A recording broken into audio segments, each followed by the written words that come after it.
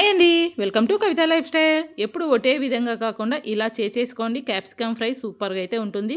ముందుగా మందంపాటి బాండీ పెట్టేసుకొని కొద్దిగా ఆయిల్ వేసేసుకొని తాలింపు దినుసులని వేసేసుకున్న తర్వాత చిన్నగా కట్ చేసి పెట్టుకున్న ఉల్లిపాయ అలాగే టమాటా ముక్కలు వేసేసుకొని కొద్దిగా పసుపు వేసేసుకొని మగ్గిన తర్వాత ఇందులోకి కొద్దిగా అల్లం వెల్లుల్లి పేస్ట్ వేసేసుకొని గ్రీన్ క్యాప్సికమ్ అలాగే రెడ్ క్యాప్సికమ్ రెండు కాంబినేషన్తో అయితే ప్రిపేర్ చేసేసుకుంటున్న ఈ కర్రీ చాలా టేస్టీగా ఉంటుంది. ఇంకా రెండు ఇలా కలిపేసుకొని తగినంత ఉప్పు వేసేసుకోవాలండి. ఉప్పు వేసేసుకుంటే తొందరగా మగ్గిపోతుంది, ఎక్కువ టైం కూడా పట్టదు. ఈ క్యాప్సికమ్ ఫ్రై చాలా టేస్టీగా ఉంటుంది.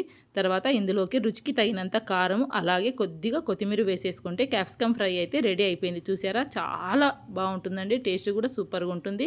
ఇందుకు కాంబినేషన్గా నేనైతే కొద్దిగా తిరవాతన్నం అయితే చేసేసుకున్నాను. అలాగే తిరవాతన్నం కొద్దిగా క్యాప్సికమ్ ఫ్రై సూపర్ టేస్టీగా ఉంటుందండి. ఇలాంటి మంచి మంచి వీడియోస్ కోసం నా ఛానల్ని ఇప్పుడే subscribe my channel. Thank you for watching.